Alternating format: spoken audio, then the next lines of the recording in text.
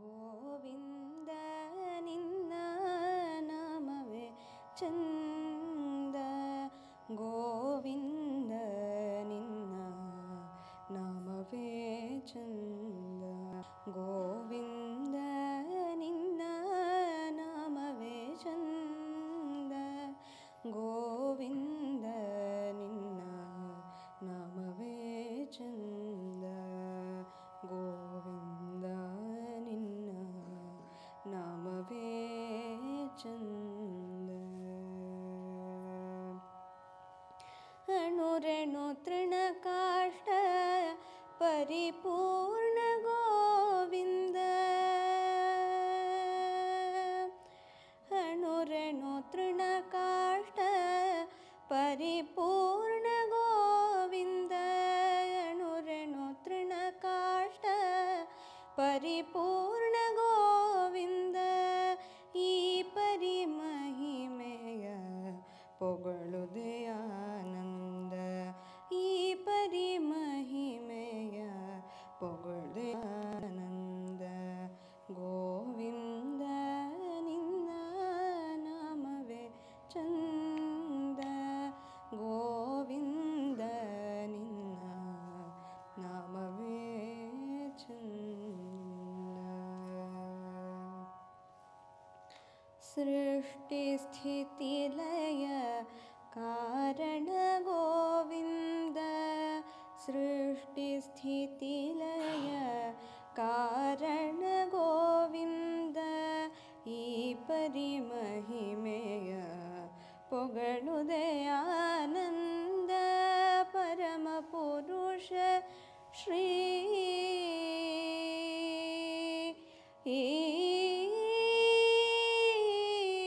ಪರಮ ಪುರುಷ ಶ್ರೀ ಪುರಂದರ ವಿಠಲನ, ಪರಮ ಪುರುಷ ಶ್ರೀ ಪುರಂದರ ವಿಠಲನ, ಪರಮ ಪುರುಷ ಶ್ರೀ ಪುರಂದರ ವಿಠಲನ, ಇಂತಹ ದಾಸರ ನೆನೆವುದೇ ಆನಂದ, ಇಂತಹ ದಾಸರ ನೆನೆವುದೇ ಆನಂದ, ಗೋವಿಂದ ನಿನ್ನ ನಾಮವೇ ಚಂದ, ಗೋವಿಂದ ನಿನ್ನ ನಾಮವೇ ಚಂದ, ಗೋವಿಂದ ನಿನ್ನ ನಾಮವೇ ಚಂದ.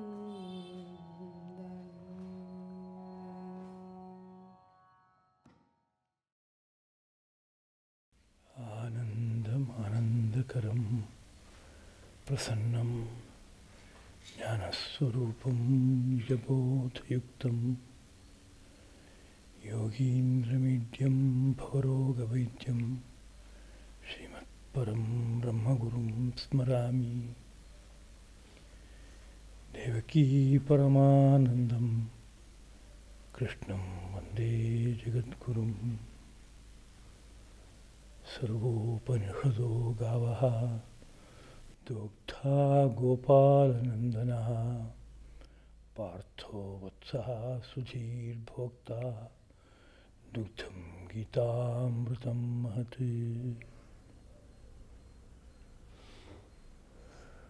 ವಿಶ್ವವನ್ನೆಲ್ಲ ವ್ಯಾಪಿಸಿ ಅನವರತವೂ ಬೆಳಗುವ ಪರಂಜ್ಯೋತಿ ರೂಪವಾದ ಗುರುತತ್ವಕ್ಕೆ ನಮೋ ನಮಃ. ಹೃದಯ ವೇದಿಕೆಯಲ್ಲಿ ಆರಾಧ್ಯ ಮೂರ್ತಿಗಳಾಗಿ ಬೆಳಗುತ್ತಿರುವ ಶ್ರೀರಂಗ ವಿಜಯಲಕ್ಷ್ಮೀ ಸದ್ಗುರು ದಂಪತಿಗಳ ಪವಿತ್ರ ಪದಪದ್ಮಗಳಿಗೆ ಹಾರ್ದವಾದ ಪ್ರಣತಿಗಳು. ಎಲ್ಲ ಸಹೃದಯರಾದ ಜಿಜ್ಞಾಸುಗಳಿಗೂ ಹಾರ್ದಿಕವಾದ ನಮನಗಳು.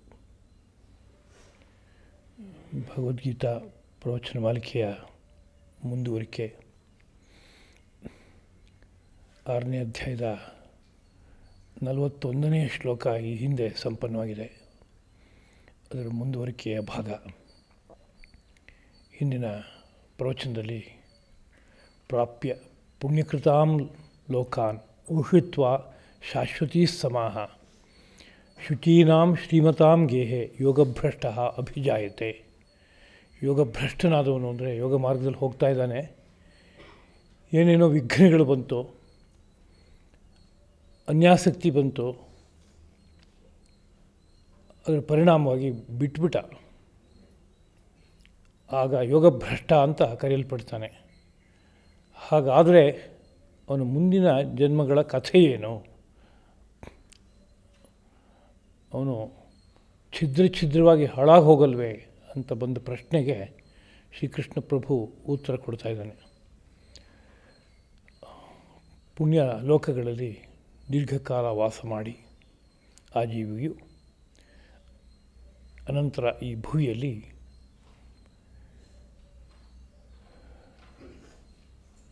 ಅತ್ಯಂತ ಶುಚಿರ್ಭೂತವಾದ ಮತ್ತು ಶ್ರೀಮಂತವಾದ ಕುಲದಲ್ಲಿ ಜನ್ಮ ಎತ್ತುತ್ತಾನೆ ಅಂತ. ಈ ಬಗ್ಗೆ ಹಿಂದಿನ ಪಾಠದಲ್ಲಿ ಪುಣ್ಯವನ್ನು ಮಾನವ ಜನ್ಮದಲ್ಲಿ ಸಂಪಾದನೆ ಮಾಡಿದ್ದನ್ನು ಅನುಭವಿಸಬೇಕಾದ್ರೆ ಊರ್ಧ್ವಲೋಕಕ್ಕೆ ಯಾತಕ್ಕೆ ಹೋಗಬೇಕಾಗತ್ತೆ ಅನ್ನೋ ಬಗ್ಗೆ ಹೇಳಿದ್ದಾಗಿದೆ. ಈ ಭೂಮಿಯಲ್ಲಿ ಒಂದು ಲೌಕಿಕ ಸುಖವನ್ನು ಅನುಭವಿಸೋದಕ್ಕೆ ಯಾವುದೋ ಒಂದು ಮಿತಿ ಇದೆ. ಆ ಮಿತಿಯನ್ನು ಮೀರಿ ಲೌಕಿಕ ಸುಖವನ್ನು ಇಲ್ಲಿ ಅನುಭವಿಸೋಕ್ಕಾಗೋಲ್ಲ, ದೇಹ ಧಾರಣೆ ಮಾಡೋಕ್ಕಾಗಲ್ಲ. ಅದಕ್ಕೋಸ್ಕರವಾಗಿ ಪುಣ್ಯದ ಫಲವಾದ ಸುಖವನ್ನು ಅನುಭವಿಸೋದಕ್ಕೇ ಮೀಸಲಾಗಿರುವ ಯಾವ ಊರ್ಧ್ವಲೋಕಗಳಿದೆಯೋ ಆ ಊರ್ಧ್ವಲೋಕಗಳು ಅನೇಕ ಇದೆ. ಆ ಊರ್ಧ್ವಲೋಕಗಳಲ್ಲಿ ಹೋಗಿ ಪುಣ್ಯದ ಫಲವನ್ನು ಅನುಭವಿಸಿ ಅನಂತರ ಶಿಷ್ಟವಾದ ಪುಣ್ಯ ಮತ್ತು ಪಾಪಗಳನ್ನು ಅನುಭವಿಸೋದಕ್ಕೋಸ್ಕರವಾಗಿ ಭೂಮಿಯಲ್ಲಿ ಜನ್ಮವೆತ್ತುತ್ತಾನೆ ಎಂಬುದಾಗಿ ಜ್ಞಾನಿಗಳು ಯೋಗಿಗಳು ಸಾರ್ತಾರೆ. ಆ ನೇರದಲ್ಲಿ ಈ ಭೂಮಿಯಲ್ಲಿ ಬಂದು ಜನ್ಮವೆತ್ತುತ್ತಾನೆ. ಎಲ್ಲಿ ಜನ್ಮವೆತ್ತಾನೆ ಅಂತ ಕೇಳಿದ್ರೆ ಶುಚಿರ್ಭೂತರಾದವರ ವಂಶದಲ್ಲಿ, ಶ್ರೀಮಂತರಾದ ವಂಶದಲ್ಲಿ ಜನ್ಮವೆತ್ತುತ್ತಾನೆ. ಏಕೆ ಅಂತ ಕೇಳಿದರೆ ಅಲ್ಲಿ ಅವನು ಮಾಡಿರುವ ಯೋಗ ಸಾಧನೆಯ ಫಲವನ್ನು ಆಂಶಿಕವಾಗಿ ಅನುಭವಿಸೋದಕ್ಕೆ ಅವಕಾಶ ಇದೆ ಅಂಶತಃ. ಏಕೆ ಅಂತ ಒಂದು ಪ್ರಶ್ನೆ ಹುಟ್ಕೊಳ್ಳುತ್ತೆ. ಕಾರಣ, ಯೋಗ ಸಾಧನೆ ಮಾಡ್ತಾ ಇರುವಂತಹ ವ್ಯಕ್ತಿ ಮೋಕ್ಷಕ್ಕಾಗಿಯೇ ಯೋಗ ಸಾಧನೆ ಮಾಡ್ತಾಯಿದ್ರೆ ಅವನು ಸ್ವರ್ಗಲೋಕದ ವಾಸಕ್ಕಾದರೂ ಯಾಕೆ ಹೋದ?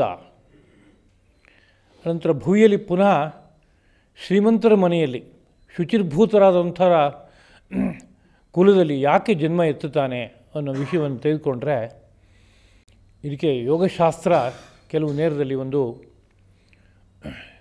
ಚಿಂತನೆಯನ್ನು ಒದಗಿಸಿಕೊಡುತ್ತೆ. ಸಮಗ್ರ ಸೃಷ್ಟಿ ಅಂತ ತೆಗೆದುಕೊಂಡಾಗ ಅದರಲ್ಲಿ 14 ಲೋಕಗಳಿವೆ. ಊರ್ಧ್ವವಾದ 7 ಲೋಕಗಳು, ಭೂನಿಂದ ಆರಂಭ ಮಾಡಿ ಭೂಹು ಭುವಃ ಸುವಃ ಮಹಃ ಜನಃ ತಪಃ ಸತ್ಯಂ ಎಂಬುದಾಗಿ 7 ಊರ್ಧ್ವಲೋಕಗಳು. ಅದೇ ರೀತಿಯಲ್ಲಿ 7 ಅಧೋಲೋಕಗಳು, ಅತಲ ವಿತಲ ಸುತಲ ತಲಾತಲ ರಸಾತಲ ಮಹಾತಲ ಪಾತಾಳ ಎಂಬುದಾಗಿ. ಈ 14 ಲೋಕಗಳ ಸೃಷ್ಟಿ ಹೇಗಾಗಿದೆ ಅಂತನ್ನುವಾಗ ಸಾಂಖ್ಯ ದರ್ಶನ ಹೇಳುತ್ತೆ, ಊರ್ಧ್ವಂ ಸತ್ವವಿಶಾಲ, ಮೇಲ್ಮೇಲಿನ ಲೋಕಗಳು ಸತ್ವಗುಣದ ವಿಶಾಲ ಅಂದರೆ ವೈಶಾಲ್ಯದಿಂದ ಕೂಡಿದೆ. ಸತ್ವಗುಣದ ಪ್ರಾಚುರ್ಯದಿಂದ ಅತಿಶಯದಿಂದ ಊರ್ಧ್ವವಾದ ಲೋಕಗಳು ಕೂಡಿದೆ. ಅಂದರೆ ಭೂಹು ಲೋಕಕ್ಕಿಂತ ಭುವಃ ಅನ್ನೋ ಲೋಕ ಹೆಚ್ಚು ಸತ್ವಗುಣದಿಂದ ಕೂಡಿರುತ್ತೆ, ಸುವಃ ಅನ್ನೋದು ಅದಕ್ಕಿಂತ ಹೆಚ್ಚು ಸತ್ವಗುಣದಿಂದ ಕೂಡಿರುತ್ತೆ. ಹೀಗೆ ಸತ್ವಗುಣದ ಆಧಿಕ್ಯದಿಂದ ಊರ್ಧ್ವಲೋಕಗಳು ಕ್ರಮಕ್ರಮವಾಗಿ ಏರ್ಪಟ್ಟಿವೆ. ಅದೇ ರೀತಿಯಲ್ಲಿ ಅಧೋಲೋಕಗಳು ತಮೋಗುಣದ ಪ್ರಾಚುರ್ಯದಿಂದ ಏರ್ಪಡ್ತಾ ಹೋಗ್ತಾ ಇದೆ ಅಂತ. ಅತಲ ವಿತಲ ಅಂತ ಹೇಳುವಾಗ ಒಂದಕ್ಕಿಂತ ಒಂದು ತಮಸ್ಸಿನ ಅತಿಶಯ ಏರ್ಪಟ್ಟು ಕೊನೆಯಲ್ಲಿರುವಂಥ ಪಾತಾಳ ಅನ್ನೋ ಲೋಕದಲ್ಲಿ ಅತಿಶಯವಾದ ತಮಸ್ಸಿರುತ್ತೆ ಅಂಥೇಳಿ, ಮಧ್ಯದಲ್ಲಿರುವ ಲೋಕ ಅಂತ ಯಾವುದು ಬರುತ್ತೋ ಆ ಲೋಕದಲ್ಲಿ ರಜೋಗುಣ ಪ್ರಾಧಾನ್ಯ ಇರುತ್ತೆ ಅನ್ನೋ ಮಾತನ್ನು ಹೇಳಿರುವಂಥದ್ದುಂಟು. ಮಧ್ಯದಲ್ಲಿರೋ ಲೋಕ ಅಂದರೆ ಯಾವುದನ್ನು ತಗೋಬೇಕೀಗ? 7 ಊರ್ಧ್ವಲೋಕಗಳು 7 ಅಧೋಲೋಕಗಳು ಅಂತ ಹೇಳಿದಾಗ ಮಧ್ಯ ಲೋಕ ಅಂದರೆ ಊರ್ಧ್ವಲೋಕದ ಕೆಳಗಡೆ ಭಾಗದಲ್ಲಿ ಬರುವ ಭೂಲೋಕ. ಅಧೋಲೋಕಗಳಲ್ಲಿ ಮೊದಲನೆಯ ಲೋಕ, ಅತಲ ಅನ್ನೋ ಲೋಕ, ಇವೆರಡು ಪ್ರಧಾನವಾಗಿ ಮಧ್ಯದಲ್ಲಿರೋ ಲೋಕಗಳು ಎಂಬುದಾಗಿ ಪರಿಗಣಿಸಲ್ಪಡುತ್ತೆ. ಈ ಲೋಕದಲ್ಲಿ ರಜೋಗುಣಕ್ಕೆ ಪ್ರಾಧಾನ್ಯ ಇರುತ್ತೆ. ಇದು ಸೃಷ್ಟಿಯ ನಡೆ ಎಂಬುದಾಗಿ ಸಾಂಖ್ಯಯೋಗ ಶಾಸ್ತ್ರ ನಿರೂಪಣೆ ಮಾಡ್ತಾಯಿದೆ. ಯಾರಾದರೂ ಒಬ್ಬ ಯೋಗ ಸಾಧನೆಯನ್ನು ಮಾಡ್ತಾ ಇದ್ದಾನೆ ಅಂತಾದರೆ ಆ ಯೋಗ ಸಾಧನೆಯ ನಡೆ ಹೇಗೆ ಹೋಗುತ್ತೆ ಎಂಬುದಾಗಿ ಕೇಳಿದರೆ, ರಜಸ್ಸಿನಿಂದ ತಮಸ್ಸನ್ನು ಗೆಲ್ಲು, ಸತ್ವದಿಂದ ರಜಸ್ಸನ್ನು ಗೆಲ್ಲು ಎಂಬುದಾಗಿ ಯೋಗಶಾಸ್ತ್ರ ಹೇಳುತ್ತೆ. ಅದಕ್ಕೊಂದು ಉದಾಹರಣೆಯನ್ನು ಕೊಡೋದಾದರೆ, ಯಾರೋ ಒಬ್ಬ ತುಂಬ ಅಲಸಿಯಾಗಿರ್ತಾನೆ ಅಂತ ಇದ್ದರೆ ಅವನಿಗೆ ಆಲಸ್ಯದಿಂದ ಮೊದಲು ಹೊರಗಡೆ ತೊಗೊಂಬರ್ಬೇಕಾದ್ರೆ ಅವನಿಗೆ ಸ್ವಲ್ಪ ರಜೋಗುಣ ಜಾಗರೂಕವಾಗುವಂತೆ ಮಾಡಬೇಕು. ನೋಡಿ ಹೋಗು, ದೇವಸ್ಥಾನಕ್ಕೆ ಹೋಗಿ ಒಂದು ನಮಸ್ಕಾರ ಮಾಡಿ ಬಾ, ಅಲ್ಲಿ ದೇವಸ್ಥಾನದಲ್ಲಿ ಏನಾದ್ರು ಸಣ್ಣ ಪುಟ್ಟ ಕಾರ್ಯಗಳಿದ್ದರೆ ನಿರ್ವಾಹ ಮಾಡಿ ಬಾ. ಅದೇ ರೀತಿಯಲ್ಲಿ ಸಮಾಜದ ಕಲ್ಯಾಣಕ್ಕಾಗಿ ಯಾವುದಾದ್ರು 4 ಕಾರ್ಯವನ್ನು ಮಾಡಿ ಬಾ ಅಂಥೇಳಿ ಕಳಿಸ್ಕೊಟ್ರೆ ಅವನು ತಮೋಗುಣ ಪ್ರಚುರವಾದಂತಹ ತನ್ನ ನಡೆಯಿಂದ ರಜೋಗುಣ ಪ್ರಚುರವಾದಂಥ ಒಂದು ನಡೆ ಕಡೆಗೆ ದಾಟ್ತಾನೆ. ಅವನಿಗೆ ಕಾರ್ಯಪ್ರವೃತ್ತಿ ಹುಟ್ಟುತ್ತೆ. ಇದು ರಜಸ್ಸಿನ ಧರ್ಮ. ರಜಸ್ಸು ಅನ್ನೋದು ಕರ್ಮವನ್ನು ವೃದ್ಧಿಪಡಿಸುತ್ತೆ.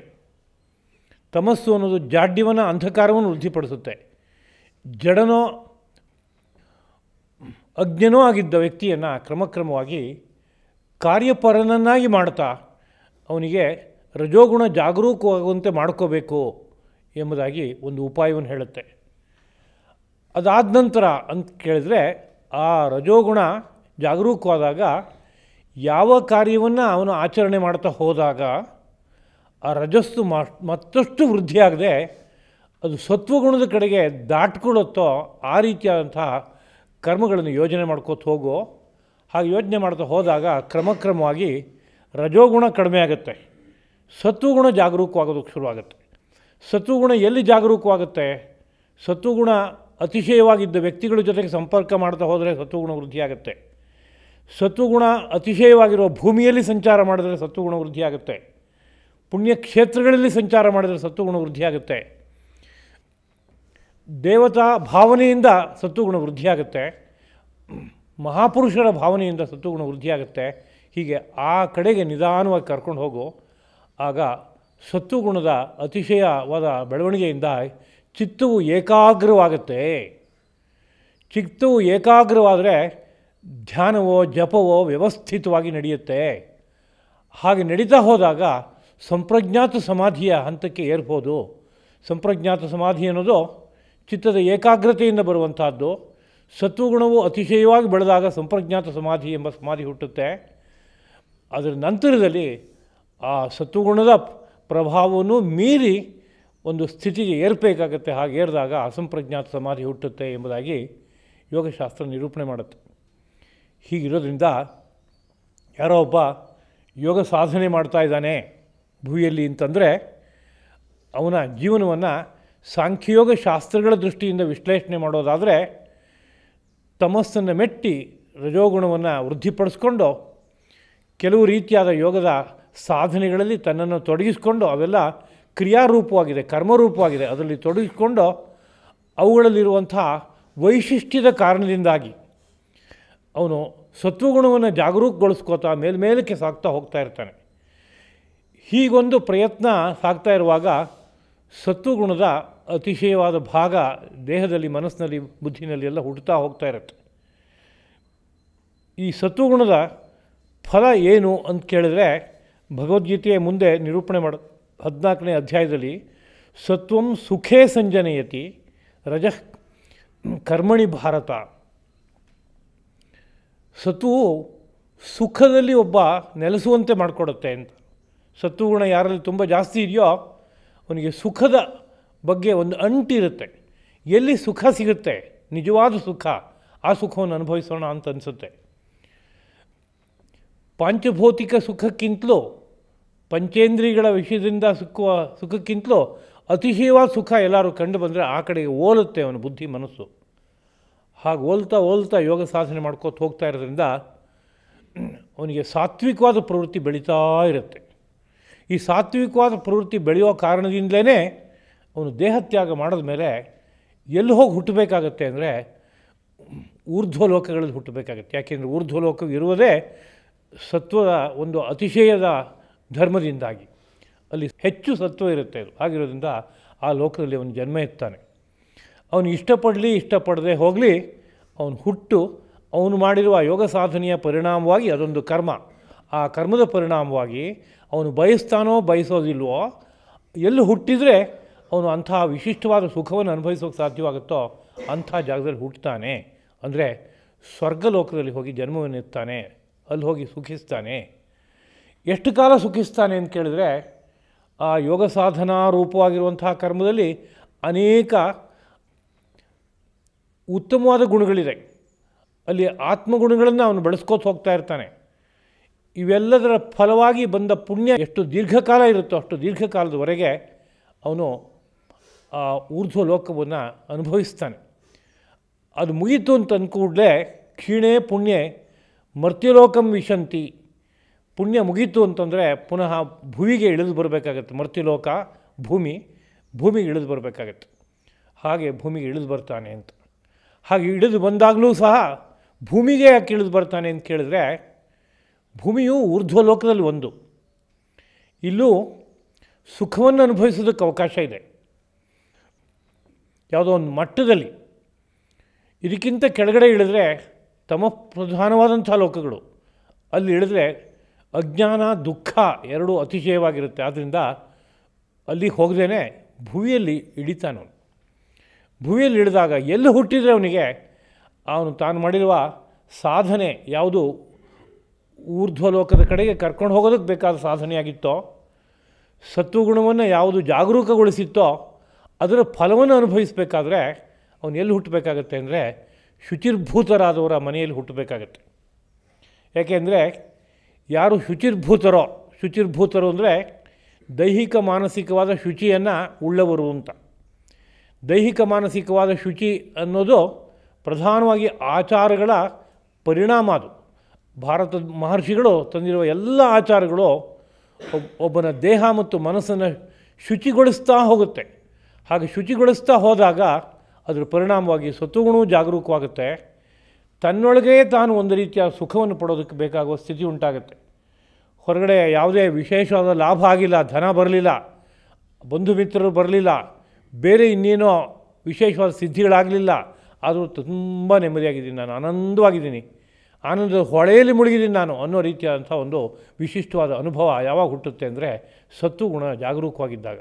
ಆ ಸತ್ವಗುಣ ಜಾಗರೂಕತೆ ಯಾವಾಗತ್ತೆ ಅಂತ ಕೇಳಿದ್ರೆ ಶುಚಿರ್ಭೂತರಾಗಿದ್ದಾಗ ಆಗುತ್ತೆ. ಆದ್ದರಿಂದ ಶುಚಿರ್ಭೂತರಾದವರ ವಂಶದಲ್ಲಿ ಜನ್ಮವೆತ್ತುತ್ತಾನೆ. ಜೊತೆಗೆ ಹಾಗೆ ಶ್ರೀಮತಾಂ ಗೇಹೆ, ಶ್ರೀಮಂತರ ಮನೆಯಲ್ಲಿ ಜನ್ಮ ಎತ್ತಾನೆ ಅಂತ ಹೇಳೋದಕ್ಕೆ ಕಾರಣ ಏನಪ್ಪ ಅಂತ ಕೇಳಿದರೆ, ಸತ್ವಗುಣಕ್ಕೆ ಪ್ರಧಾನವಾಗಿ ಅಧಿಪತಿ ಯಾರು ಅಂದರೆ ಮಹಾವಿಷ್ಣು. ಮಹಾವಿಷ್ಣು ತಾನು ಒಬ್ಬನೇ ಯಾವುದೇ ಕಾರ್ಯವನ್ನು ನಿರ್ವಾಹ ಮಾಡ್ತಾ ಇಲ್ಲ. ಬ್ರಹ್ಮ ವಿಷ್ಣು ಮಹೇಶ್ವರರೆಲ್ಲರೂ ಗೃಹಸ್ಥರವರು. ಮಹಾವಿಷ್ಣುವಿನ ಮಡದಿ ಮಹಾವಿಷ್ಣು ಎಲ್ಲಿ ನೆಲೆಸ್ತಾನೋ ಅಲ್ಲಿ ಅವಳು ಕೂಡ ಬಂದು ನೆಲೆಸ್ತಾಳೆ ಒಂದು ನೇರದಲ್ಲಿ. ಅಂದರೆ ಸತ್ವ ಪ್ರಾಧಾನ್ಯ ಎಲ್ಲಿರುತ್ತೋ ಅಲ್ಲಿ ಶ್ರೀಮಂತಿಕೆಯೂ ಒಂದು ನೇರದಲ್ಲಿ ಬಂದು ಸೇರುತ್ತೆ. ಆ ಶ್ರೀಮಂತಿಕೆ ಅಂತಂದಾಗ ನಾವು ದೊಡ್ಡ ಸಂಪತ್ತು ಅನ್ನೋ ರೀತಿಯಲ್ಲಿ ಅಂದ್ಕೋಬಾರ್ದು.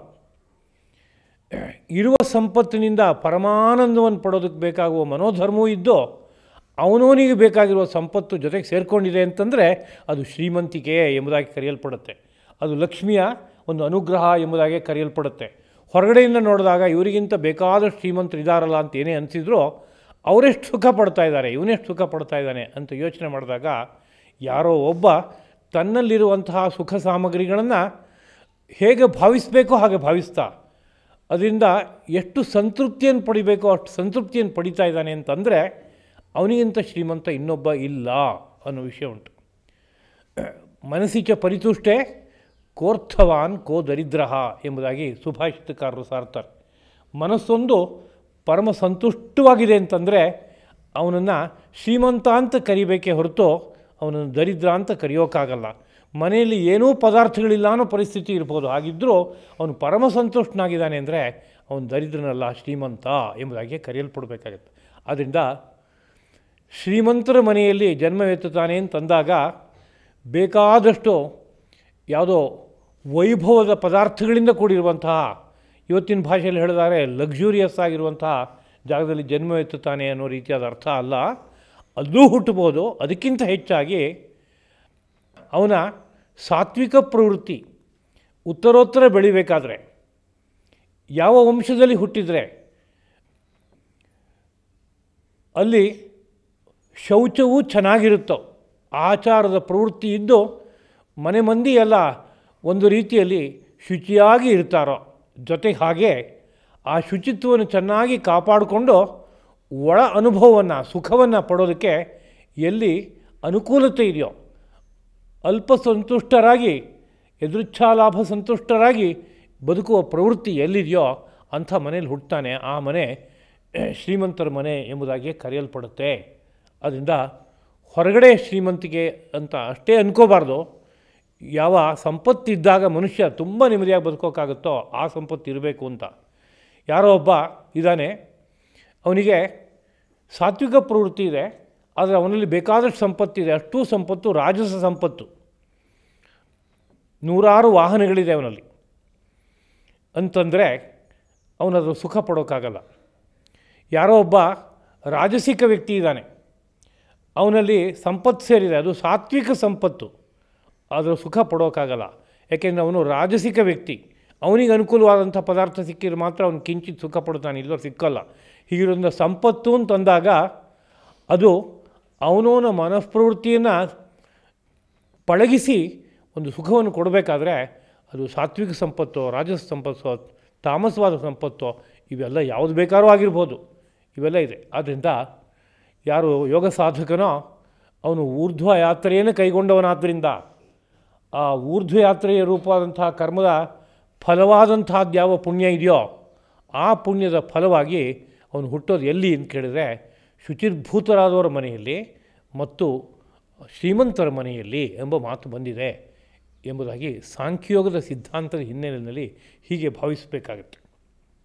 ಇದ್ರ ಜೊತೆಗೆ ಕುಲೆ ಅಂತ ಒಂದು ಶಬ್ದವನ್ನು ಬಳಸಿದ್ದಾರೆ.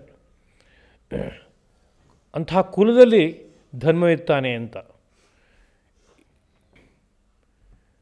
ಅಂಥ ಕುಲದಲ್ಲಿ ಯಾತಕ್ಕೆ ಜನ್ಮವೆತ್ತುತ್ತಾನೆ ಅಂತ ಕೇಳಿದ್ರೆ, ಕುಲ ಅಂದರೆ ವಂಶ ಅಂತ, ವಂಶೋನ್ವಯಸ್ಸಂತಾನ ಪರ್ಯಾಯ ಪದಗಳು. ಒಂದು ಅಂಥ ವಂಶದಲ್ಲಿ ಹುಟ್ಟುತ್ತಾನೆ ಅಂತ.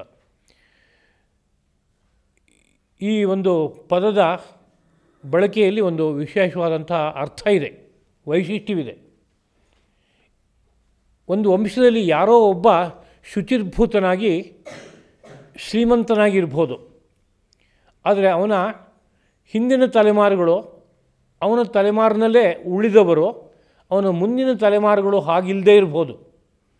ಒಬ್ಬ ಮಾತ್ರ ಆ ರೀತಿಯಲ್ಲಿ ಹುಟ್ಟಿರ್ತಾನೆ ಒಂದು ವಂಶದಲ್ಲಿ, ಅವನು ಶುಚಿರ್ಭೂತನೂ ಹೌದು, ಅದ್ರ ಜೊತೆಗೆ ಒಂದು ಮಟ್ಟಿಗೆ ಸಂತೋಷ ಸದಾಕಾಲದಲ್ಲಿದೆ, ಆ ದೃಷ್ಟಿಯಿಂದ ಅವನು ಶ್ರೀಮಂತನೂ ಹೌದು, ಒಬ್ಬ ಹುಟ್ಟಿದ್ದಾನೆ.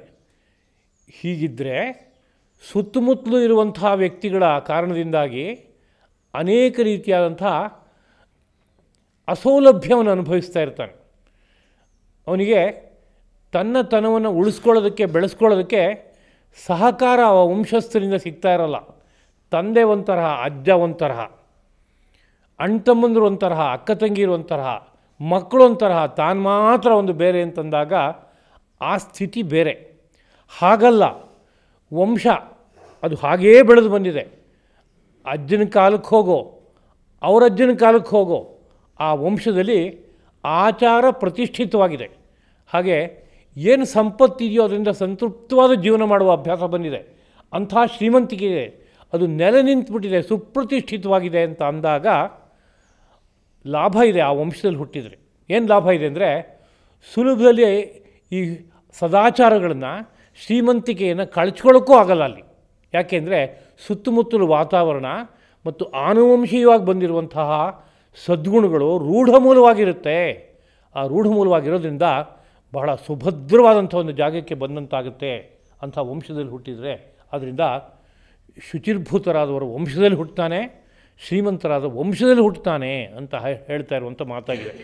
ಕೇವಲ ತಾನೊಬ್ಬ ಶುಚಿರ್ಭೂತನಾಗಿ ಹುಟ್ಟುತ್ತಾನೆ, ತಾನೊಬ್ಬ ಶ್ರೀಮಂತನಾಗಿ ಆಗ್ತಾನೆ ಅನ್ನೋ ಮಾತಿಗಿಂತಲೂ ಕೂಡ ಅಂಥ ಕುಲದಲ್ಲಿ ಹುಟ್ಟುತ್ತಾನೆ ಅನ್ನೋ ಮಾತು ತುಂಬ ಅರ್ಥವತ್ತಾದಂಥ ಮಾತು. ಭಾರತ ಸಂಸ್ಕೃತಿ ನಿರಂತರವಾಗಿ ಸಾರ್ತಾ ಇದೆ, ಇಡೀ ವಂಶವನ್ನೇ ಹಾಗಿಟ್ಕೋಬೇಕು ಎಂಬುದಾಗಿ. ಹಾಗಿದ್ದಾಗ ಸುಭದ್ರತೆ ಇರುತ್ತೆ, ಅಲ್ಲಿ ಜಾರಿ ಹೋಗುವ ಸಂದರ್ಭಗಳು ತುಂಬ ಕಡಿಮೆ. ಯಾಕೆಂದರೆ ಸಪ್ತಧಾತುಗಳಲ್ಲಿ ಆ ಸಂಸ್ಕಾರ ಏರ್ಪಟ್ಬಿಟ್ಟಿರುತ್ತೆ. ನಮ್ಮ ತಂದೆ ಏನು ಮಾಡಿದಾರೋ ಅದರ ಸಂಸ್ಕಾರ ನನಗೆ ಬರುತ್ತೆ, ನನ್ನ ಅಜ್ಜ ಏನು ಮಾಡಿದಾರೋ ಅದರ ಸಂಸ್ಕಾರ ನನಗೆ ಬರುತ್ತೆ, ಮುತ್ತಜ್ಜ ಏನು ಮಾಡಿದಾರೋ ಆ ಸಂಸ್ಕಾರ ನನಗೆ ಬರುತ್ತೆ. ಅವರೆಲ್ಲರೂ ಒಂದು ರೀತಿಯಲ್ಲಿ ಸದಾಚಾರ ಸಂಪನ್ನರಾಗಿದ್ದರೆ, ಎಲ್ಲರೂ ಸಂತುಷ್ಟವಾದ ಜೀವನವನ್ನು ನಡೆಸ್ತಾ ಇರೋದಾದರೆ ಅದು ನನಗೆ ಸಪ್ತಧಾತುಗಳಲ್ಲೂ ಸೇರಿ ಬರುತ್ತೆ. ಆಗ ಅದು ಸುಭದ್ರ, ಕಳಚಿ ಹೋಗುವಂಥ ಸನ್ನಿವೇಶ ಇಲ್ಲ. ಅದನ್ನು ಈ ಮಾತುಗಳು ಜ್ಞಾಪಿಸ್ತಾ ಇದೆ ಎಂಬುದಾಗಿ ತಗೋಬೇಕು. ಮತ್ತು ಒಂದು ಕುಲ ಅಂತಂದರೆ ಅದು ಯಾವ್ಯಾವ ಅಂಶಗಳಿಂದ ಕೂಡಿದಾಗ ಕುಲ ಎಂಬುದಾಗಿ ಆಗತ್ತೆ ಅನ್ನೋ ಬಗ್ಗೆ ಧರ್ಮಜ್ಞರು ಸಾರ್ತಾರೆ. ಆಚಾರೋ ವಿನಯೋ ವಿದ್ಯಾ ಪ್ರತಿಷ್ಠಾ ತೀರ್ಥದರ್ಶನಂ ನಿಷ್ಠಾ ವೃತ್ತಿ ತಪೋದಾನಂ ನವಧಾ ಕುಲಲಕ್ಷಣಂ ಎಂಬುದಾಗಿ. ಒಂದು ಕುಲ ಅಂತಂದರೆ 9 ಲಕ್ಷಣಗಳಿಂದ ಕೂಡಿರಬೇಕದು ಅಂತ. ಹಾಗಿದ್ದರೆ ಅದು ನಿಜವಾದ ಕುಲ, ಸುಪ್ರತಿಷ್ಠಿತವಾದ ಕುಲ, ಅತ್ಯಂತ ಸುಭದ್ರವಾದಂಥ ಕುಲ. ಯಾವುದು ಆ 9 ಲಕ್ಷಣಗಳು? ಒಂದು ಆಚಾರ, ಮೊದಲನೇ ಮಾತನ್ನೇ ಅದನ್ನು ಹೇಳ್ತಾ ಇದ್ದಾರೆ. ಅತ್ಯಂತ ಮುಖ್ಯವಾದದ್ದು ಆಚಾರ. ಇವತ್ತು ಆಚಾರ ಅಂದರೆ ಅದೊಂದು ಗೊಡ್ಡು ಅನ್ನೋ ರೀತಿಯಾದಂಥ ಒಂದು ತಪ್ಪು ತಿಳುವಳಿಕೆ ಸಮಾಜದಲ್ಲಿ ವಿಸ್ತಾರವಾಗಿ ಬೆಳೆದುಬಿಟ್ಟಿದೆ. ಆಧುನಿಕ ಚಿಂತನೆಗಳ ಪರಿಣಾಮವಾಗಿ ಮತ್ತು ಆರ್ಷ ಚಿಂತನೆಗಳ ಒಂದು ಬೆಳವಣಿಗೆ ಆಗದೇ ಇರೋದ್ರಿಂದ, ಆರ್ಷ ಚಿಂತನೆಗಳು ಮೈಗೂಡದೇ ಇರೋದ್ರಿಂದ ಅಂಥ ತಪ್ಪು ತಿಳುವಳಿಕೆಗಳು ಬೆಳೆದಿದೆ. ನಮ್ಮ ಪ್ರಾಚೀನ ಗ್ರಂಥಗಳನ್ನು ಅಧ್ಯಯನ ಮಾಡ್ತಾ ಹೋದಾಗ ಆಚಾರಹೀನಂ ನಪುನಂತಿ ವೇದಾಹ, ಯಾವ ವೇದವೂ ಜ್ಞಾನವೂ ಅವನು ಉದ್ಧಾರ ಮಾಡೋಲ್ಲ. ವೇದ ಅನ್ನೋ ಶಬ್ದಕ್ಕೆ ಕೇವಲ ಯಾವುದೋ ಒಂದು ಉದಾತ್ತ ಸ್ವರಿತದಿಂದ ಕೂಡಿರುವ ಸಾಹಿತ್ಯ ಅಂತ ಅಷ್ಟೇ ಅನ್ಕೋಬಾರ್ದು. ಜ್ಞಾನ ರಾಶಿಯನ್ನೇ ವೇದ ಎಂಬುದಾಗಿ ಕರಿತಾ ಇರೋದು. ಒಬ್ಬನಿಗೆ ಜ್ಞಾನ ಇದ್ದರೂ ಸಹ ಅವನು ಉದ್ಧಾರ ಆಗಬೇಕಾದ್ರೆ ಜೊತೆಗೆ ಅವನಿಗೆ ಆಚಾರ ಇರಲೇಬೇಕು. ಇಲ್ಲದೆ ಹೋದರೆ ಕ್ರಮಕ್ರಮವಾಗಿ ತನ್ನ ಜ್ಞಾನವನ್ನೂ ಕಳ್ಕೊತಾನೆ, ಪತನವನ್ನು ಹೊಂತ ಹೋಗ್ತಾನೆ. ಹಾಗಾಗಬಾರ್ದು ಅಂತಿದ್ರೆ ಆಚಾರ ಇರಲೇಬೇಕು. ಇದು ಅತ್ಯಂತ ಮುಖ್ಯವಾದದ್ದು. ಎರಡನೇದು ವಿನಯ. ವಿನಯ ಅಂದರೆ ತನಗಿಂತ ದೊಡ್ಡದೊಂದಿದೆ, ಪರಮಾತ್ಮ ಪ್ರಕಾಶ ಅತ್ಯದ್ಭುತವಾದದ್ದು. ಅದೇ ಲೋಕದಲ್ಲಿ ಇಳಿದು ಬಂದಾಗ ಯಾರನ್ನು ಅವತಾರ ಪುರುಷರು ಅಂತ ಕರಿತೀವೋ ಅವರು ಮಹಾತ್ಮರು, ತುಂಬ ದೊಡ್ಡವರು. ಅದೇ ರೀತಿಯಲ್ಲಿ ಲೋಕದಲ್ಲಿ ಯಾರು ಜ್ಞಾನಿ ಯೋಗಿ ಇದ್ದಾನೆ ಅಂತಾದರೆ ಅವನು ಕೂಡ ನಮಗಿಂತ ಹಿರಿದಾದಂಥ ವ್ಯಕ್ತಿತ್ವ ಅನ್ನುವ ಬುದ್ಧಿಯನ್ನು ಇಟ್ಕೊಂಡು, ವಿದ್ಯೆ ಅತ್ಯಂತ ಆಳವಾದದ್ದು, ಅದರ ಮೂಲದಲ್ಲಿ ಪರಬ್ರಹ್ಮ ಬೆಳಗ್ತಾ ಇದೆ ಅಂತ ಅಂದ್ಕೊಂಡು ವಿದ್ಯೆಯನ್ನು ಸಂಪಾದನೆ ಮಾಡ್ತಾ ಹೋಗ್ತಾ ಇರುವಂಥ ವ್ಯಕ್ತಿಗೆ ಒಂದು ವ್ಯಾಪಕವಾದ ತಿಳುವಳಿಕೆ ಬರುತ್ತೆ. ಆದ್ದರಿಂದ ಆಗ ಬರುವ ಗುಣವನ್ನು ವಿನಯ ಎಂಬುದಾಗಿ ಕರೀತಾರೆ. ಯಾವ ಗುಣವೂ ನಮ್ಮನ್ನು ಆ ವಿದ್ಯಾ ಮೂಲಕ್ಕೆ ಕರ್ಕೊಂಡು ಹೋಗಿ ತಲುಪಿಸುತ್ತೋ, ಜ್ಞಾನ ಮೂಲಕ್ಕೆ ಕರ್ಕೊಂಡು ಹೋಗಿ ತಲುಪಿಸುತ್ತೋ ಅಂಥ ಒಂದು ಗುಣವನ್ನು, ಅಂಥ ಒಂದು ಬಾಗುವಿಕೆಯನ್ನು, ತಲೆಬಗ್ಗಿಸಿ ಬದುಕುವಂಥ ಆ ಗುಣವನ್ನು ವಿನಯ ಎಂಬುದಾಗಿ ಕರೀತಾರೆ. ವಿನಯ ಅಂದರೆ ಮೆತ್ತಗಿರೋದು ಅನ್ನೋ ಅರ್ಥ ಅಲ್ಲ. ತತ್ವಕ್ಕೆ, ಸತ್ಯಕ್ಕೆ, ಆದರ್ಶಕ್ಕೆ ತಲೆಬಾಗುವಂತಹ ನಡೆ ಏನಿದೆ ಅದಕ್ಕೆ ವಿನಯ ಎಂಬುದಾಗಿ ಕರೀತಾರೆ. ಅಂತಹ ಗುಣ ಆ ಒಂದು ಕುಲದಲ್ಲಿ ರೂಢಮೂಲವಾಗಿ ಇರಬೇಕು. ಅದು ಎರಡನೇ ಲಕ್ಷಣ ಎಂಬುದಾಗಿ ಕರೀತಾರೆ. ಅಂದರೆ ಆ ವಿನಯ ಹುಟ್ಟಬೇಕಾದ್ರೆ ಒಂದು ನೋಡಿ ನೋಡಿ ಬರುತ್ತೆ ಅಂಶತಃ. ಅದಕ್ಕಿಂತ ಹೆಚ್ಚಾಗಿ ಸೃಷ್ಟಿಯ ಮೂಲದಲ್ಲಿ ಬೆಳೀತಾ ಇರೋ ಪರಬ್ರಹ್ಮ ಅನ್ನೋದು ಎಷ್ಟು ಅದ್ಭುತವಾದದ್ದು, ಎಷ್ಟು ಮುಖ್ಯವಾದದ್ದು ಜೀವನದಲ್ಲಿ. ಅದನ್ನು ಪಡೆಯೋದಕ್ಕಾಗಿ ನಮಗೆ ಒದಗಿ ಬರ್ತಾ ಇರುವ ವಿದ್ಯೆಗಳು ಎಷ್ಟು ಶ್ರೇಷ್ಠವಾದದ್ದು. ಋಷಿ ಮಹರ್ಷಿಗಳ ಆ ಅದ್ಭುತವಾದಂಥ ಕೊಡುಗೆ ಎಷ್ಟು ಆದರಣೀಯವಾದದ್ದು. ಈ ರೀತಿಯಾದಂಥ ಒಂದು ಚಿಂತನೆ ರೂಢಮೂಲವಾಗಿ ಬೆಳೀತಾ ಬಂದಾಗ ಹುಟ್ಟುವ ಮನೋಧರ್ಮ ಅದು ವಿನಯ. ಅದು ಒಂದು ಸತ್ಕುಲ ಅಂತಾದಾಗ ಅದರಲ್ಲಿ ನೆಲೆ ನಿಂತಿರುತ್ತೆ. ಒಬ್ಬೊಬ್ಬನೂ ಕೂಡ ವಿನಯವಂತನಾಗಿರ್ತಾನೆ. ವಿದ್ಯಾ, ಮೂರನೇದು ವಿದ್ಯಾವಂತಿಕೆ. ಅಂದರೆ ಆರ್ಷ ವಿದ್ಯೆಗಳು, ಯಾವ ವಿದ್ಯೆಗಳು ಅವನವನ ಪ್ರಕೃತಿಗೆ ಮೈಗೂಡುತ್ತವೋ, ಒಂದೊಂದು ವಂಶವು ಋಗ್ ಯಜುಸ್ ಸಾಮ ಅಥರ್ವ ಅನ್ನೋ ರೀತಿಯಾದ 4 ವೇದಗಳಲ್ಲಿ ಯಾವುದೋ ಒಂದು ವೇದಶಾಖೆಯನ್ನು ಅವಲಂಬಿಸ್ಕೊಂಡು ಬಂದಿರುತ್ತೆ. ಒಬ್ಬೊಬ್ಬನ ಹುಟ್ಟಿನಲ್ಲೇ ಆ ವೇದಶಾಖೆ ಸೇರ್ಕೊಂಡು ಬಂದಿದೆ ಎಂಬುದಾಗಿ ನಮ್ಮ ಧರ್ಮಶಾಸ್ತ್ರ ಗ್ರಂಥಗಳು ಸಾರ್ತಾ ಇವೆ. ಹಾಗಾಗಿ ಯಾವ ವೇದಶಾಖೆಗೆ ಒಳಪಟ್ಟಿಯಾನೋ ಆ ಶಾಖೆಗೆ ಹೊಂದ್ಕೊಳ್ಳುವಂಥ ಇನ್ಯಾವ್ಯಾವ ವಿದ್ಯೆಗಳಿದೆಯೋ ಅಂಥ ವಿದ್ಯೆಗಳನ್ನೆಲ್ಲ ಬೆಳೆಸ್ಕೊಳ್ತಾ ಹೋಗ್ತಾ ಇದ್ದಾನೆ ಅಂತಾದರೆ ಆ ವಿದ್ಯೆ ಎಂಬುದು ಒಂದು ನೇರದಲ್ಲಿ ಸಪ್ತಧಾತುಗಳನ್ನು ಪಳಗಿಸ್ತಾ ಆ ವಿದ್ಯಾಮೂಲದ ಕಡೆಗೆ ಕರ್ಕೊಂಡು ಹೋಗ್ತಾ ಇರುತ್ತವೆ. ಆದ್ದರಿಂದ ಅದೊಂದು ಅದ್ಭುತವಾದ ಸಾಧನೆ. ಅದು ಮೂರನೇ ಇನ್ನೊಂದು ಲಕ್ಷಣ ಪ್ರತಿಷ್ಠಾ. ಈ ಆಚಾರ, ವಿನಯ, ವಿದ್ಯೆ ಇವು ಮೂರು ನೆಲೆಸಿದರೆ ಅದರ ಪರಿಣಾಮವಾಗಿ ಅವನಿಗೊಂದು ಪ್ರತಿಷ್ಠೆ ಬರುತ್ತೆ ಅಂತ. ಪ್ರತಿಷ್ಠೆ ಬರುತ್ತೆ ಅಂದರೆ ಅವನ ಕುಟುಂಬದಲ್ಲಿ, ಅವನ ಸಮಾಜದಲ್ಲಿ, ಅವನ ರಾಷ್ಟ್ರದಲ್ಲಿ, ಈ ಪ್ರಪಂಚದಲ್ಲಿ ಅವನಿಗೊಂದು ವಿಶಿಷ್ಟ ಸ್ಥಾನ ಇರುತ್ತೆ. ಆ ವಿಶಿಷ್ಟ ಸ್ಥಾನನ ಯಾರೋ ಒಬ್ಬರು ಕೊಡ್ತಾ ಇರುವಂಥದ್ದಲ್ಲ, ಅದು ತಾನಾಗೇ ಏರ್ಪಡುವಂಥದ್ದು. ಅದನ್ನ ಸಂಪಾದನೆ ಮಾಡೋದಕ್ಕೋಸ್ಕರವಾಗಿ ವಿಶೇಷ ಪ್ರಯತ್ನ ಇವನ ಕಡೆಯಿಂದ ಇಲ್ಲ. ನಂಗೆ ತುಂಬ ಕೀರ್ತಿ ಬರಬೇಕು ಅನ್ನೋದಕ್ಕೆ ಇವತ್ತು ನಾನಾ ಥರದ ಉಪಾಯಗಳನ್ನು ಬಳಸುವಂಥದ್ದುಂಟು. ಹಾಗೆ ಯಾವುದೂ ಉಪಾಯವನ್ನು ಮಾಡೋಲ್ಲ. ಆದರೆ ಅವನಲ್ಲೇ ಇರುವಂತಹ ಶ್ರೇಷ್ಠವಾದ ಗುಣಗಳ ಕಾರಣದಿಂದ ಸುತ್ತಮುತ್ತಲೂ ಅವನಿಗೊಂದು ಸ್ಥಾನವೋ ಮಾನವೋ ತಾನಾಗೇ ಹುಟ್ಟುತ್ತೆ. ಇದು ಅಪ್ರಯತ್ನದಿಂದ ಲಭ್ಯವಾಗುವಂತಹ ಸ್ಥಾನ, ಮಾನ. ಇದನ್ನೇ ಪ್ರತಿಷ್ಠಾ ಎಂಬ ಪದದಲ್ಲಿ ಕರೀತಾ ಇದ್ದಾರೆ. ಪ್ರತಿಷ್ಠಾ ಅಂದರೆ ಸುಭದ್ರವಾದ ನೆಲೆ ಅವನಿಗೆ ಈ ಭೂಮಿಯಲ್ಲಿದೆ ಅವನಿಗೆ. ಯಾಕೆಂದರೆ ಸಮಾಜದ ಎಲ್ಲ ವ್ಯಕ್ತಿಗಳು ಗೌರವಿಸ್ತಾರೆ. ಇವನು ಅದನ್ನು ಬಯಸೋಲ್ಲ, ಅದು ಸಮಾಜದ ಜನತೆ ಅದನ್ನು ಗೌರವಿಸ್ತಾರೆ. ಅದೇ ರೀತಿಯಲ್ಲಿ ರಾಷ್ಟ್ರ ನಾಯಕರು ತಜ್ಞರಾಗಿದ್ದರೆ ಅವರು ಗೌರವಿಸ್ತಾರೆ. ಇದೊಂದು ಸತ್ಕುಲಪ್ಪ, ಇಂಥ ಕುಲ ರಾಷ್ಟ್ರದಲ್ಲಿದ್ದರೆ ರಾಷ್ಟ್ರದಲ್ಲಿ ಧರ್ಮ ನಿಲ್ಲಿಸುತ್ತೆ, ಸುಭಿಕ್ಷೆ ಹುಟ್ಟುತ್ತೆ, ಇಂತಹ ವ್ಯಕ್ತಿಗಳೇ ಇರಬೇಕಾದವರು ಅನ್ನೋ ರೀತಿಯಾದ ಭಾವದಿಂದ ಗೌರವಿಸ್ತಾರೆ. ಹೀಗಾದಾಗ ಅದಕ್ಕೆ ಪ್ರತಿಷ್ಠಾ ಎಂಬುದಾಗಿ ಕರೀತಾರೆ. ತೀರ್ಥದರ್ಶನಂ ಅನಂತರದಲ್ಲಿ ಆ ವಂಶದಲ್ಲಿ ಅಲ್ಲಲ್ಲೇ ಮಹಾಪುರುಷರು ಯಾರಾದರೂ ಹುಟ್ಟಿ ಹೋಗ್ತಾ ಇರ್ತಾರೆ. ಅಂದರೆ ಅಲ್ಲಲ್ಲೇ ಮಹಾಪುರುಷರ ಜನ್ಮ ಆಗ್ತಾ ಇರೋದನ್ನು ನಾವು ನೋಡ್ಬೋದು. ಎಷ್ಟೋ ಕುಲಗಳಲ್ಲಿ ಕೇಳ್ತೀವಿ ನಾವು, ನಮ್ಮ ವಂಶದಲ್ಲಿ ಹಿಂದೆ ಇಂತಹ ವಿಶಿಷ್ಟವಾದ ಮಹಾಪುರುಷರೊಬ್ಬರು ಹುಟ್ಟಿದ್ರು, ನಮ್ಮ ವಂಶದ ಇಂಥ ವ್ಯಕ್ತಿಗಳು ಇಂಥ ಕಡೆಯಲ್ಲಿ ಸನ್ಯಾಸವನ್ನು ಸ್ವೀಕಾರ ಮಾಡಿ ಹೀಗೆ ಜೀವನ ಮಾಡಿದ್ರು ಅನ್ನೋ ರೀತಿಯಾದ ಮಾತುಕತೆಗಳನ್ನು ಕೇಳ್ತೇವೆ. ಅದೊಂದು ಶುಭ ಲಕ್ಷಣ. ಯಾವುದೋ ಒಂದು ವಂಶ ತುಂಬ ಚೆನ್ನಾಗಿ ಬೆಳೀತಾ ಇದೆ ಅಂತಂದರೆ ಅದರ ಪರಿಣಾಮವಾಗಿ ಅಲ್ಲೊಂದು ಇಲ್ಲೊಂದು ಮಹಾಪುರುಷರ ಅವತಾರವಾಗುತ್ತೆ. ಮಹಾಪುರುಷರಲ್ಲಿ ಗೋಚರವಾಗ್ತಾರೆ. ಅದಕ್ಕೆ ತೀರ್ಥ ದರ್ಶನ ಎಂಬುದಾಗಿ ಕರೆಯುವಂಥದ್ದುಂಟು.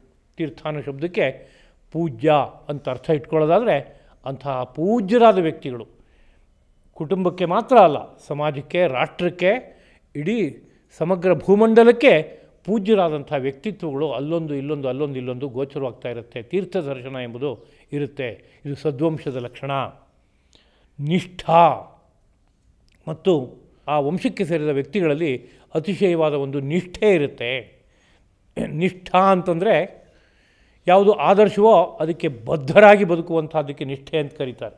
ಇದು ಆದರ್ಶ ಅಂತಾದರೆ ಶತಾಯು ಗತಾಯು, ಎಷ್ಟೇ ಕಷ್ಟವಾದರೂ ಅದನ್ನು ನಾನು ಅನುಸರಿಸ್ತೀನಿ. ಒಂದು ವೇಳೆ ಬಿಟ್ಟು ಹೋಯಿತು ಅಂತಂದರೆ ಅದ್ರ ಬಗ್ಗೆ ನಾನು ಪಶ್ಚಾತ್ತಾಪ ಪಡ್ತೀನಿ, ಅದಕ್ಕೆ ಪ್ರಾಯಶ್ಚಿತ್ತ ಮಾಡ್ಕೋತೀನಿ, ಪರಿಹಾರ ಮಾಡ್ಕೋತೀನಿ, ಮತ್ತೆ ಅದರಲ್ಲೇ ನೆಲೆ ನಿಲ್ತೀನಿ ಅನ್ನೋ ರೀತಿಯಾದ ಸುಭದ್ರವಾದ ಮನಸ್ಥಿತಿ ಇದೆಯಲ್ಲ, ಅದಕ್ಕೆ ನಿಷ್ಠಾ ಎಂಬುದಾಗಿ ಕರಿಬೋದು. ಅಂಥ ನಿಷ್ಠೆ ಆ ವಂಶದ ಒಂದು ಲಕ್ಷಣ ಆಗಿರುತ್ತೆ. ಅಂದು ಆ ವ್ಯಕ್ತಿಯನ್ನು ನೋಡಿದೊಡನೆ ಇವನಿಗೆ ಇಷ್ಟು ನಿಷ್ಠೆ ಇದೆ ಅಂತಂದರೆ ಇದು ಹಿಂದ್ಗಡೆಯಲ್ಲಿ ವಂಶಸ್ಥರಲ್ಲಿ ಯಾರಲ್ಲೋ ನಿಷ್ಠೆ ಬೆಳೆದು ಬಂದಿದೆ. ಒಂದು ವೇಳೆ ತಂದೆಯಲ್ಲಿಲ್ಲ ಅಂತಂದರೂ ತಂದೆಯ ತಂದೆ, ಅವನ ತಂದೆ ಯಾರಲ್ಲೋ ಆ ನಿಷ್ಠೆ ಬೆಳೆದು ಬಂದಿದೆ ಅಂತ ತಾತ್ಪರ್ಯ. ಅದು ಪ್ರಸ್ತುತದಲ್ಲಿ ಇಡೀ ವಂಶವೇ ಆ ರೀತಿಯಾದಂಥ ಒಂದು ನಿಷ್ಠಾರೂಪವಾದಂಥ ಲಕ್ಷಣದಿಂದ ಕೂಡಿರುತ್ತೆ. ವೃತ್ತಿ, ಇದ್ರ ಜೊತೆಗೆ ಒಂದೊಂದು ವಂಶವು ವ್ಯವಸ್ಥಿತವಾಗಿ ನೆಲೆ ನಿಲ್ಲಬೇಕಾದ್ರೆ ಅದರ ಲೌಕಿಕವಾದ ಬದುಕಿಗೆ ಬೇಕಾಗುವಂತಹ ಆದರ್ಶವಾದಂಥ ಒಂದು ವೃತ್ತಿ ಇರಬೇಕಾಗತ್ತೆ. ವೃತ್ತಿ ಅನ್ನೋ ಶಬ್ದಕ್ಕೆ ಇವತ್ತು ನಾವು ಅಂದ್ಕೊಂಡಿದ್ದೀವಿ ಹೊಟ್ಟೆಪಾಡಿಗಾಗಿ ಹಣ ಸಂಗ್ರಹ ಮಾಡೋದಕ್ಕಿರುವಂತಹ ಕಾರ್ಯ ವೃತ್ತಿ ಎಂಬುದಾಗಿ. ನಮ್ಮ ಮಹರ್ಷಿಗಳ ಚಿಂತನೆಯಲ್ಲಿ ಯಾವ ಕಾರ್ಯವನ್ನು ಮಾಡಿದ್ರೆ ಅದು ಮೈಗೆ ಮನಸ್ಸಿಗೆ ಎಲ್ಲಕ್ಕೂ ಹೊಂದಿ ಪರಿಣಾಮವಾಗಿ ಧಾತು ಸಾಮ್ಯವು ಹುಟ್ಟಿ ಆತ್ಮದರ್ಶನಕ್ಕೆ ಸಹಕಾರ ಕೊಡುತ್ತೋ, ಜೊತೆಗೆ ಅದು ಭೌತಿಕವಾದ ಬದುಕಿಗೂ ಸಹಕಾರ ಕೊಡುತ್ತೋ ಅದನ್ನೇ ವೃತ್ತಿ ಎಂಬುದಾಗಿ ಕರೆದಿದ್ದಾರೆ. ಅದರಿಂದ ವೃತ್ತಿ ಅನ್ನೋ ಶಬ್ದ ಇವತ್ತು ಹೇಗೆ ಬಳಕೆಯಲ್ಲಿದೆ, ನಮ್ಮ ಪ್ರಾಚೀನ ಗ್ರಂಥಗಳು ಹೇಗೆ ಬಳಕೆಯಲ್ಲಿ ಇಟ್ಕೊಂಡಿವೆ, ಇದೆರಡನ್ನೂ ಗಮನಿಸಬೇಕಾಗಿದೆ. ಎರಡಕ್ಕೂ ಸಾಕಷ್ಟು ಅಂತರ ಇದೆ. ವೃತ್ತಿರ್ವರ್ತನ ಜೀವನೇ ಅಂತ ಅಮರಕೋಶ. ವೃತ್ತಿ ಅಂದರೆ ವರ್ತನ, ಜೀವನ, ಬದುಕು ಅಂತ ಅರ್ಥ. ಆ ಬದುಕಿನಲ್ಲಿ ಯಾವ ನಡೆನುಡಿಗಳಿದ್ದರೆ ಅದು ಆ ವಂಶಕ್ಕೆ ಹೊಂದುತ್ತೋ, ಆ ವಂಶದ ವಿದ್ಯೆಗಳನ್ನಷ್ಟು ಉಳಿಸ್ಕೊಡುತ್ತೋ, ಆ ವಂಶದ ಶುಭ ಲಕ್ಷಣಗಳಷ್ಟು ಕೂಡ ಯಥಾವತ್ತಾಗಿ ಹಾಗೆ ಉಳ್ಕೊಳ್ಳುತ್ತೋ ಅಂತಹ ವೃತ್ತಿಯನ್ನು ಮಾಡಬೇಕು. ನಮ್ಮ ಮನಸ್ಸಿಗೆ ತೋರಿದಂತೆ ಒಂದು ವೃತ್ತಿಯನ್ನು ಆಯ್ಕೆ ಮಾಡ್ಕೋತೀನಿ ಹೋಗ್ತೀನಿ ಅಂತಂದರೆ ಆ ವೃತ್ತಿ ಧರ್ಮವೆಂಬುದು ಅವನ ವಂಶದ ಉಳಿದ ಧರ್ಮಗಳನ್ನಷ್ಟನ್ನು ಕೂಡ ಹಾಳು ಮಾಡಿಬಿಡುತ್ತೆ ಅನ್ನೋ ಭಾಗ ಇದೆ.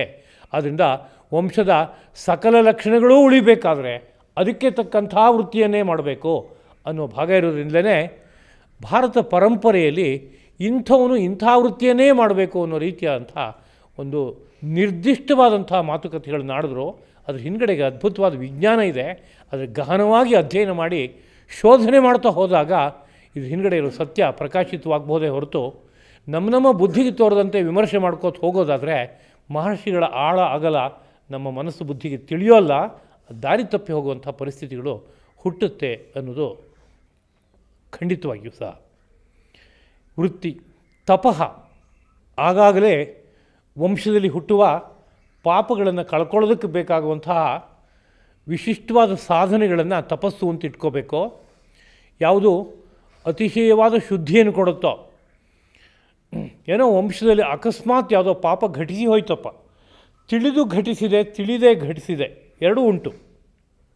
ಯಾರೋ ವಂಶಸ್ಥರು ಒಬ್ಬರು ತಿಳಿದೇ ಒಂದು ಮಾಡಬಾರದ ಹತ್ಯಾಕಾರ್ಯವನ್ನು ಮಾಡಿಬಿಟ್ಟಿದ್ದಾರೆ, ಇಡೀ ವಂಶಕ್ಕೆ ಅದರ ಪಾಪ ಬಂದು ಮುತ್ಕೊಂಡ್ಬಿಡುತ್ತೆ.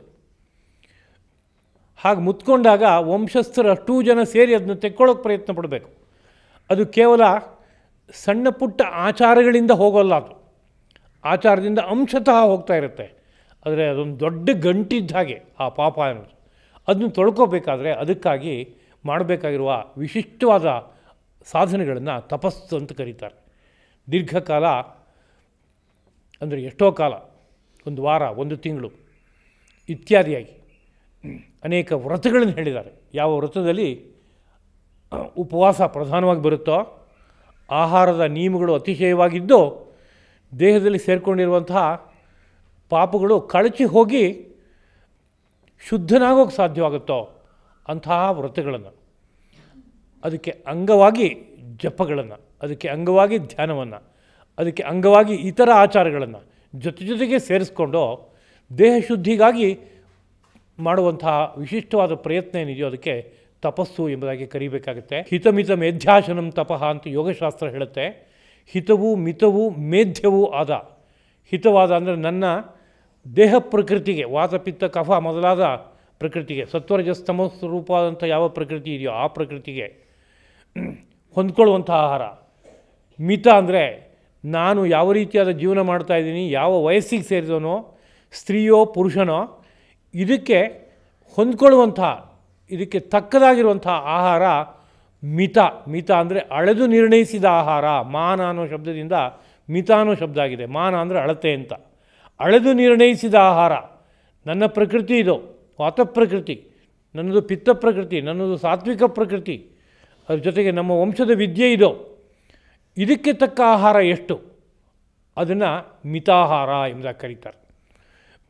ಮೇಧ್ಯ ಯಾವುದು ಯಜ್ಞಯೋಗ್ಯವಾದ ಆಹಾರವೋ,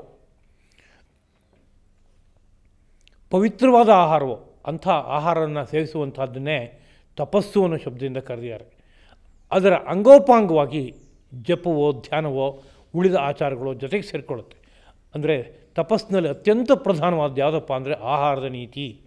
ಆಹಾರದ ನೀತಿಯ ಉದ್ದೇಶವಾದರೂ ಏನು ಅಂತ ಕೇಳಿದ್ರೆ, ಅದು ಜಠರಾಗ್ನಿಯನ್ನು ದೀಪ್ತಗೊಳಿಸಿ ಅದರ ಪರಿಣಾಮವಾಗಿ ಸಪ್ತಧಾತುಗಳಲ್ಲಿ ಸೇರಿಕೊಂಡಿರುವಂತಹ ದೋಷಗಳನ್ನು ತೆಗೆಯುತ್ತೆ.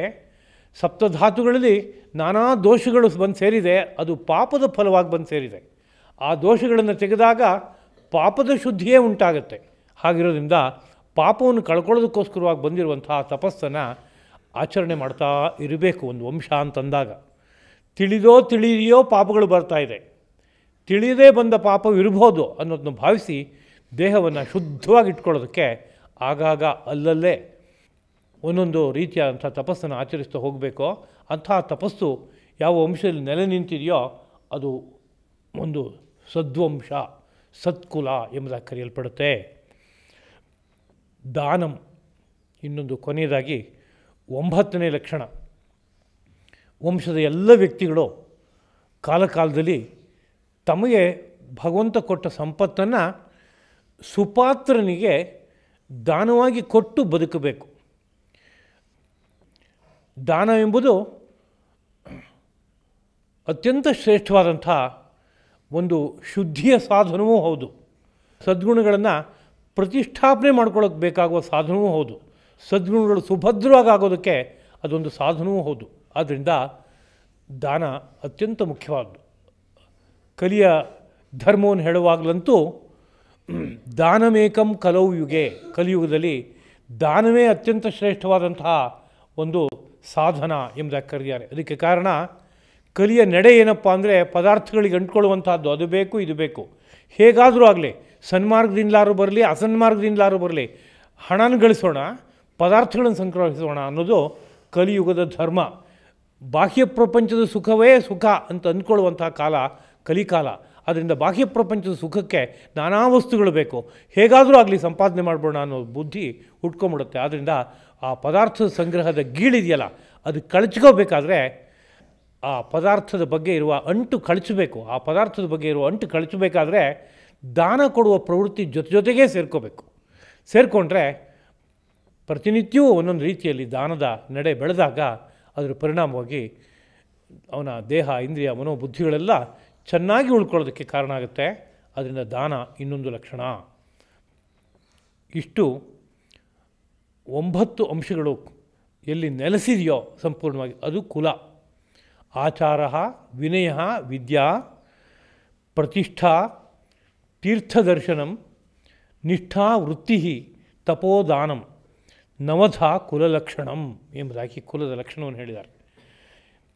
ಆದ್ದರಿಂದ ಶುಚಿರ್ಭೂತರಾದವರ ಕುಲದಲ್ಲಿ, ಶ್ರೀಮಂತರ ಕುಲದಲ್ಲಿ ಹುಟ್ಟೋದು ಅಂದರೆ ಈ 9 ಲಕ್ಷಣಗಳಿಂದಲೂ ಕೂಡಿ ಅದರಲ್ಲಿ ಪ್ರಧಾನವಾಗಿ ಶೌಚ, ಪ್ರಧಾನವಾಗಿ ಎಷ್ಟು ಸಹಜವಾಗಿ ಲಭ್ಯವಾಗುವ ಸಂಪತ್ತೋ ಅದರಿಂದ ಸಂತೃಪ್ತಿಯಾಗಿ ಜೀವನ ಮಾಡುವಂಥ ವಂಶದಲ್ಲಿ ಅವನು ಹುಟ್ಟುತ್ತಾನೆ ಅನ್ನೋದು ಮುಖ್ಯವಾದಂಥ ಒಂದು ಅಂಶ. ಹಿಂದಿನ ಪಾಠದ ಮೇಲೆ ಬಂದ ಪ್ರಶ್ನೆಗೆ ಇಷ್ಟನ್ನು ಉತ್ತರವಾಗಿ ಇವತ್ತು ನೆನಪಿಸ್ಕೊಂಡು ಭಾರತದ ಚಿಂತನೆ ಅತ್ಯಂತ ಅಮೂಲ್ಯವಾದದ್ದು. ಆದರೆ ಅದರ ಆಳ ಅಗಲಗಳನ್ನು ಗುರುಮುಖೇನ ಅಧ್ಯಯನ ಮಾಡಿ ಅರ್ಥ ಮಾಡ್ಕೋಬೇಕಾಗತ್ತೆ. ಇವತ್ತು ದೇಶದ ಪರಿಸ್ಥಿತಿ ಏನಾಗಿದೆ ಅಂತ ಕೇಳಿದರೆ ಅವರವರು ಒಂದೊಂದು ಗ್ರಂಥಗಳನ್ನು ಅಧ್ಯಯನ ಮಾಡೋದು, ಅದರ ಮೇಲೆ ಅವರವ್ರ ಬುದ್ಧಿಗೆ ಏನು ತೋರುತ್ತೋ ಅದನ್ನೆಲ್ಲ ವ್ಯಾಖ್ಯಾನ ಮಾಡ್ತಾ ಹೋಗೋದು, ಇದು ಬಹಳ ಮಟ್ಟಿಗೆ ನಡೀತಾ ಇರುವಂಥ ವಿಷಯವಾಗಿದೆ. ಅದರ ಆಳ ಅಗಲಗಳು ಕೈಗೆ ಸಿಕ್ಕೋದಿಲ್ಲ. ಹಾಗಿದ್ದರೂ ಚಾಪಲ್ಯದ ಕಾರಣದಿಂದಾಗಿ ತಾನು ಅರ್ಥ ಮಾಡ್ಕೊಂಡಿದ್ದನ್ನೇ ಹಿರಿದಾದದ್ದು ಎಂಬುದಾಗಿ ಭಾವಿಸಿ ಅದನ್ನೇ ಪ್ರಚಾರ ಮಾಡೋದು ಅನ್ನೋ ರೀತಿಯಾದ ಸ್ಥಿತಿ ಬಹುಮಟ್ಟಿಗೆ ನಡೀತಾ ಇದೆ. ಅದರ ಭಾರತದ ಪರಂಪರೆ ಹಾಗಿರಲಿಲ್ಲ.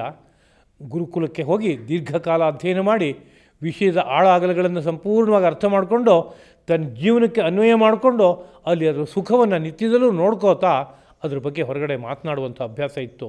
ಇವತ್ತು ಅದು ಹೊರಟೋಗಿದೆ. ಇದರ ಪರಿಣಾಮವಾಗಿ ಸಾಕಷ್ಟು ಗೊಂದಲಗಳಿದೆ.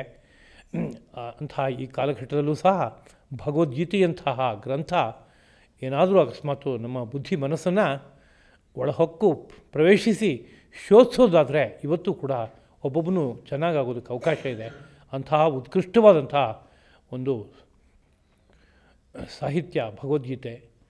ಅದರ ಒಂದೊಂದು ಮಾತುಗಳನ್ನೂ ಸಹ ನಾವು ಆಳಕ್ಕೆ ಹೊಕ್ಕು ಅರ್ಥ ಮಾಡ್ಕೋಬೇಕು. ಅದಕ್ಕೆ ಅನೇಕ ರೀತಿಯಾದಂಥ ಗುರು ಹಿರಿಯರ ಮಾರ್ಗದರ್ಶನ ಬೇಕು.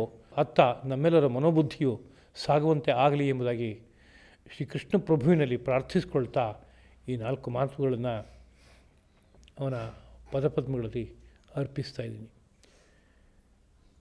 ಕಾಯೇನ ವಾಚಾ ಮನಸಾ ಇಂದ್ರಿಯೈರ್ವಾ ಬುದ್ಧ್ಯಾ ಆತ್ಮನಾ ವಾ ಪ್ರಕೃತೆ ಸ್ವಭಾವಾತ್ ಕರೋಮಿ ಯದ್ಯತ್ ಸಕಲಂ ಪರಸ್ಮೈ ನಾರಾಯಣಾಯೇತಿ ಸಮರ್ಪಯಾಮಿ. ಶ್ರೀಕೃಷ್ಣಾರ್ಪಣಮಸ್ತು.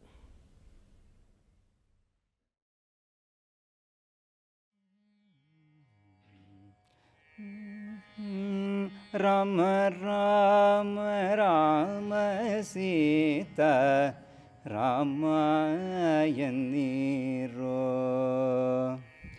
ರಾಮ ರಾಮ ರಾಮ ಸೀತಾ ರಾಮ ಎನ್ನೀರೋ.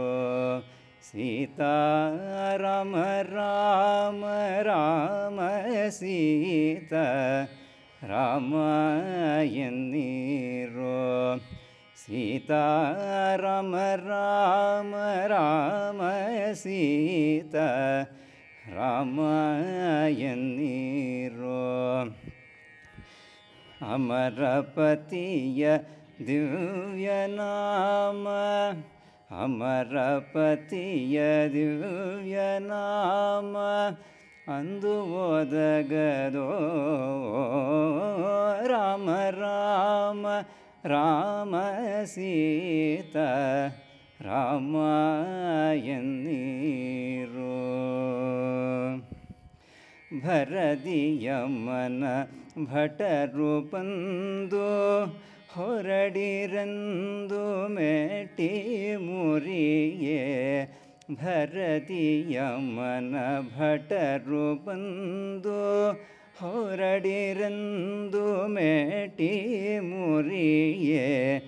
ಕೊರಳಿಗಾತ್ಮ ಸೇರುವಾಗ ಹರಿಯ ನಾಮ ಓದಗದೋ. ರಾಮ ರಾಮ ರಾಮ ಸೀತಾ ರಾಮ ಎನ್ನೀರೋ. ಕೆಟ್ಟ ಜನ್ಮದಲ್ಲಿ ಹುಟ್ಟಿ ದುಷ್ಟಕರ್ಮ ಮಾಡಿ ದೇಹ. ಕೆಟ್ಟ ಜನ್ಮದಲ್ಲಿ ಹುಟ್ಟಿ ದುಷ್ಟಕರ್ಮ ಮಾಡಿ ದೇಹ. ಬಿಟ್ಟು ಹೋಗುವಾಗ ಪುರಂದರ ವಿಠಲನ ನಾಮ ಓದಗದೋ.